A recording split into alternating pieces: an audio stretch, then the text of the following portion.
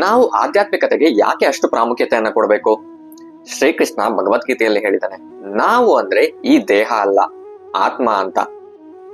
ನೀವು ಒಂದು ಪಂಜರದಲ್ಲಿ ಒಂದು ಗಿಳಿಯನ್ನ ಇಟ್ಟಿರ್ತೀರಾ.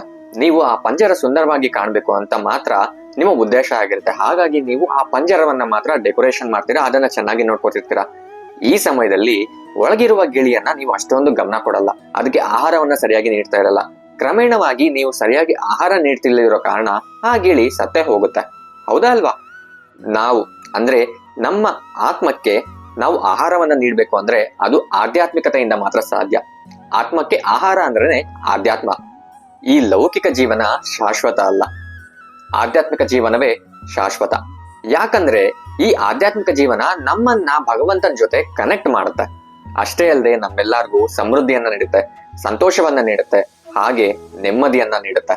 ನಮ್ಮೆಲ್ಲರಿಗೂ ಈ ಮನುಷ್ಯನ ಜನ್ಮ ಸಿಕ್ಕಿರೋದೇ ತುಂಬಾ ಪುಣ್ಯ. ಹಾಗಾಗಿ ನಾವು ಆಧ್ಯಾತ್ಮಿಕತೆಯಲ್ಲಿ ಮುನ್ನಡೆಯಲು ಪ್ರಯತ್ನಿಸೋಣ.